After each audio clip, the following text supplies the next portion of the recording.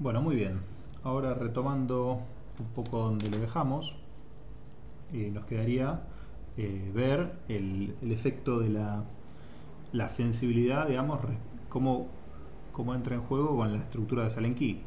Para eso vamos a necesitar recordar la expresión que teníamos del Q, que era de 1 sobre 3 menos K. ¿Sí? Recordemos que K era igual a 1 más RB sobre R, dijimos. ¿Sí? Y Q, habíamos dicho que tenía justamente por esto, tenía los problemas que habíamos dicho con anterioridad, ¿no? Es decir, necesitamos K muy precisos y apenitas por debajo de 3 para lograr Q interesantes, es decir, Q de las decenas, ¿sí? Por lo tanto, vamos a ver ahora cuál es la sensibilidad, ¿sí?, de Q, del ajustar Q respecto a ajustar K. ¿Sí? Si ustedes recuerdan, esto era K sobre Q, ¿sí?, por la derivada de Q respecto a K. ¿Sí? Muy bien. La derivada de Q respecto a K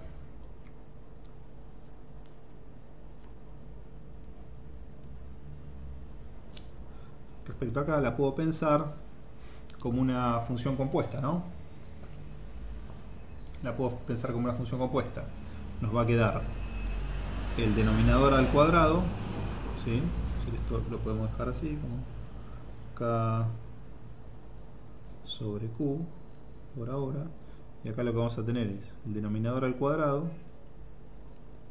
3 menos K al cuadrado. Y después, ¿qué vamos a tener? Vamos a tener la primera parte que va a tener derivada nula, por lo tanto no la vamos a contabilizar. Y la segunda parte, que va a ser la derivada de el denominador respecto a K, que va a ser menos 1, ¿sí? 0 menos 1 por 1, ¿sí? Por lo tanto, esto va a ser menos 1, menos con menos se simplifica, va a ser 1 sobre 3 menos K al cuadrado. Por lo tanto, acá vamos a tener K, y este Q que tenemos acá lo podríamos poner en función, es decir, tenemos dos opciones: o ponemos K en función de Q, ¿sí?, o Q en función de K. Es lo mismo. Por lo tanto, tal vez es mejor poner Q en función de K, ¿sí? Q en función de K, porque justamente fíjense que tenemos el 3 menos K, que acá nos puede servir para simplificar algo. Por lo tanto, si ponemos Q en función de K, lo que tenemos es que K dividido Q nos va a quedar K por 3 menos K por 1 sobre 3 menos K al cuadrado. Acá podemos simplificar cuadrado con este y nos va a quedar K sobre 3 menos K. ¿Sí? Esto vendría a ser bueno, acá me equivoqué porque dijimos que esto iba a ser la derivada de K, y esto es en realidad S de Q respecto a K. Es decir, la sensibilidad de Q respecto a K va a ser igual a K sobre 3 menos K. Lo cual es igual, si recordamos que Q es igual a 1 sobre 3 menos K, es igual a K por Q. ¿Sí? De forma mucho más sintética. K por Q. Es decir, si yo quiero ajustar Q, ¿sí?, si yo quiero ajustar Q, cualquier imprecisión que yo tenga al ajustar K se va a ver amplificada Q veces. ¿Sí? Eso es lo interesante de esto. ¿Sí? Si yo quiero ver la dependencia que tiene Q respecto al parámetro K, vemos que es terrible la diferencia. ¿Sí? Terrible. Porque para hacer 10, ¿sí?, toda la imprecisión que yo tenga en K, ¿sí?, la voy a amplificar 10 veces. ¿Sí? Depende linealmente de lo que yo estoy ajustando. Es terrible esta dependencia. Por lo tanto, estos son bastante malas noticias. ¿Sí? Bastante malas noticias. Luego, lo que habíamos dicho como tarea, podemos ver que justamente la sensibilidad de K respecto a R y la sensibilidad de K respecto a RB, ¿sí? Bueno, yo les adelanto que estas dos, ¿sí?, se las voy a dejar a ustedes para que las hagan, ¿sí?, para que practiquen un poquito, K respecto a R y K respecto a RB, y que podemos pensar que justamente la sensibilidad, digamos, respecto de Q respecto a R, la podríamos pensar como la sensibilidad de Q, como una especie de regla de cadena, de Q respecto a K y la sensibilidad de K respecto a R, ¿sí? Esta se las dejo de tarea, ¿sí?, pero yo ya les advierto que es menor o igual a menor a 1, ¿sí?, estrictamente menor a 1, ¿sí? Por lo tanto, esta vemos que es bastante, podría ser bastante mayor a 1, ¿sí? ¿Qué significa esto? Que este término que tengo acá, este factor que tengo acá, me estaría mitigando el efecto de las imprecisiones, mientras este factor que tengo acá me lo estaría subiendo fuertemente. En definitiva, la dependencia de Q respecto a la imprecisión en las resistencias va a ser bastante elevada, más culpa de este factor de acá, ¿sí?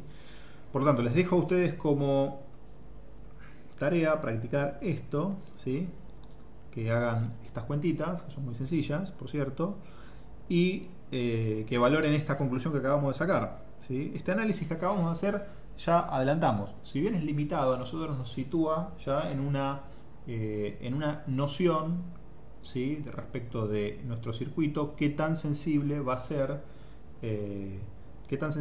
una determinada función matemática respecto a un resistor, a un elemento circuital, a un resistor, a un capacitor, a lo que fuera.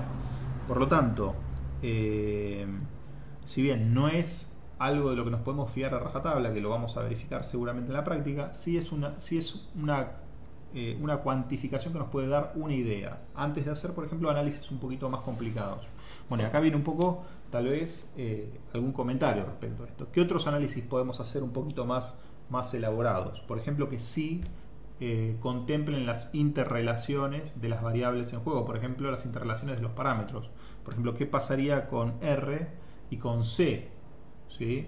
¿Qué pasaría con nuestro Q cuando yo varío dos parámetros? ¿Sí?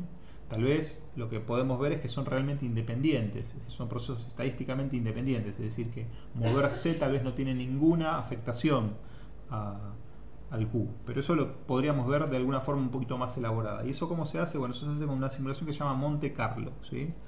Las simulaciones de Monte Carlo, y este nombre viene un poco a colación del famoso casino, que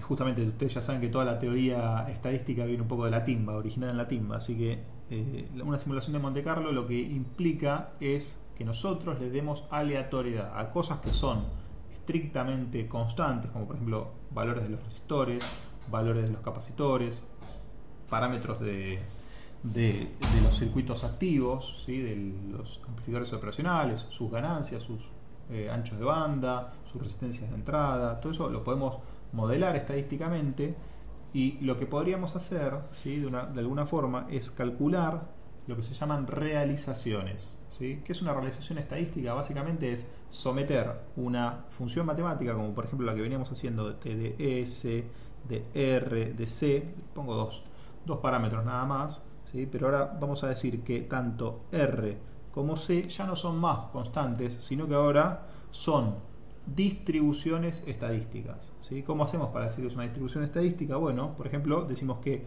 R es una distribución uniforme. Es una distribución uniforme que va entre dos valores. ¿Entre qué valores va a ir? Y bueno, va a ir entre una R nominal menos un delta R y un R nominal más un delta R, que esto es básicamente decir algo muy parecido a lo que decíamos con la tolerancia. La tolerancia, en definitiva, es decir, que es el 5%. Lo que estamos diciendo, básicamente, es que si nosotros tenemos un eje de variación de la resistencia, nosotros tenemos un valor nominal R0, ¿sí?, como decimos acá, tenemos un valor, y después planteamos un intervalo. El intervalo básicamente es pensar a R0 más un delta R y menos un delta R, ¿sí? O mejor dicho, un delta R sobre 2, si quieren, ¿sí? Para que el total sea un delta R. Bueno, como verán, se despertó mi hijo de la siesta, así que pronto terminaremos de grabar las clases. Y este delta R que tenemos acá, que va a ser R0 más un delta R sobre 2, y R0, de R0 menos un delta R sobre 2 y R0 más un delta R sobre 2, que en definitiva dan una especie de intervalo, ¿sí? Que esto ya dijimos que podía ser, es decir, el ratio de R0, de delta R sobre R0 podía estar tabulado al 1, al 5, al 10%, ¿sí? Esto es una forma de... esta forma que tenemos acá de decir que R sigue una distribución uniforme, lo que estamos diciendo básicamente es poder poner en términos estadísticos esto que ya sabemos nosotros en términos prácticos, tal vez, más tecnológicos o más empíricos de alguna manera.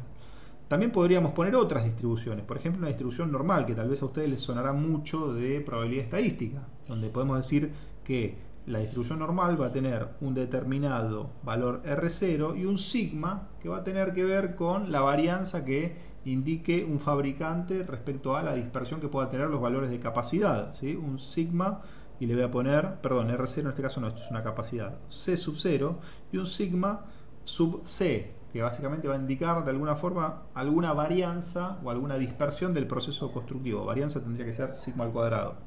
Por lo tanto, estas dos formas de describirlo son similares en términos formales, es decir, ambas son distribuciones de valores de los componentes. ¿Por qué una podría tener más sentido que otra? Bueno, por una cuestión práctica. La distribución normal no tiene mucho sentido aplicarla para procesos de fabricación de componentes. ¿Por qué? Porque como dice acá mi compañero de cursada, de docencia, Andrés Di Donato, cuando fabrican los componentes, básicamente lo que hacen es decir, tienen la cajita de los de 100 ohm, bueno, de 99 a 101 están los de 100 y los que se pasan de 101 van para el valor de al lado. Así que tiene mucho sentido hablar de una distribución uniforme, mientras que de una distribución normal o gaussiana no tiene mucho sentido, porque en ese caso lo que estaríamos diciendo es que es más probable que estén cerca de C sub 0, es decir, estén más probables, más cerca de 100 los valores de resistencia que de 101 o de 99, y lo cual no es cierto, ¿sí? No es cierto, ¿por qué? Porque no representa el proceso de fabricación. Por lo tanto, pensándolo como distribuciones uniformes, tiene mucho sentido. ¿Y de qué se trata el método de Monte Carlo? Bueno, básicamente se trata de samplear. ¿Qué es samplear? Bueno, lo mismo que hacíamos en probabilidad estadística cuando nosotros tomamos un valor. Tomamos un valor de la variable resistencia, ¿sí? Y anotamos que esa va a ser nuestro primer valor de resistencia. Por favor, esto es una nota que tenía ahí. Entonces decimos que la primera realización, ¿sí? T sub 0, ¿sí? va a depender de ese, pero va a corresponderse con el primer sampleo de la variable aleatoria R y con el primer sampleo de la variable aleatoria C, es decir, tomé de esta distribución solamente un valor de R y tomé de esta distribución un solo valor de R y tomé de esta otra distribución un solo valor de C, ¿sí? Por lo tanto, tengo por ejemplo en este caso mi primera transferencia, mi primer función transferencia. Luego, T sub 1, lo mismo, mantengo la dependencia de la frecuencia, pero tomo el segundo valor de resistencia. ¿Y qué valor puede ser? Y bueno, va a poder ser un valor que solamente sea posible en esta función de distribución, ¿sí? Y es un número al azar, ¿sí? Es decir, tomo un número al azar de esta distribución, tomo un número al azar de esta otra distribución, lo enchufo en esta función transferencia, C sub 1, y lo que tengo es otra función transferencia. Por lo tanto, en definitiva, lo que termino teniendo es una familia de funciones transferencia. ¿Cómo se va a ver eso? Bueno, supónganse que nosotros teníamos nuestra vieja y querida módulo de la función transferencia esta. Lo que vamos a ver seguramente vamos a tener una especie de función transferencia esperada o teórica, que podría ser así. Ustedes ya vieron que podrían tener incluso un realce. Podríamos esperar que tenga un realce y después caiga con una pendiente, ¿sí? En este caso podría ser bien 40 dB por década, ¿sí? Y lo que podría terminar pasando es que, por ejemplo, la familia 0 tenga un valor que esté por debajo de esta y que tenga un Q que esté por encima de esto. Lo que sí es seguro es que va a terminar no en la misma, pero sí paralela a la misma. Y la segunda podría ser que tenga más una amplificación mejor. Podría tener un problema en que la frecuencia de corte no esté tampoco correctamente ajustada, posiblemente porque el capacitor el capacitor 1 hizo que se sintonice, que se corra un poco por encima, y lo que pasa es que tenga este pico un poco más por arriba. Y así, si lo repito con todas, ¿sí? Lo que voy a tener es una especie de multitud de familias, ¿sí? Con más Q, con menos Q, con más omega 0, y en definitiva acá lo que tenga es algo superpoblado. Es decir, si yo esto lo repito muchísimas veces, ¿sí? T sub n de S para Rn para C sub n, siendo n bastante mayor a 100, bastante mayor a 100, ¿para qué? Para que el sampleo tenga sentido. En realidad el 100 es un número arbitrario, en este caso puse 100 porque son dos variables. Lo que se suele hacer para samplear adecuadamente una distribución es una regla de, como le dicen, una regla de pulgar, es 10 veces por cada variable, ¿sí? Por lo tanto, si tuviera 3 variables, 1000 veces, ¿sí? Para tener una especie de construcción de una familia. Bueno, esto mismo lo vamos a mostrar un poquito ahora. Andrés lo va a mostrar con una simulación circuital y yo lo voy a mostrar con una simulación matemática en Python, ¿sí? Para que tengan un poco las dos formas de hacerlo. Pero bueno, esto es un poquito lo que sería una especie de Monte Carlo, ¿sí? Un análisis de Monte Carlo. Recuerden que en el análisis de Monte Carlo lo que van a tener es van a tener correctamente representadas las interdependencias, cosa que en el análisis lineal simplificado que hicimos de la sensibilidad no lo tenemos. Por lo tanto, mensaje para que se queden ustedes: bueno, si algún día tienen que hacer algo serio, hagan un análisis de Monte Carlo, ¿sí? Hagan un análisis de Monte Carlo para ver realmente su circuito cómo se comporta.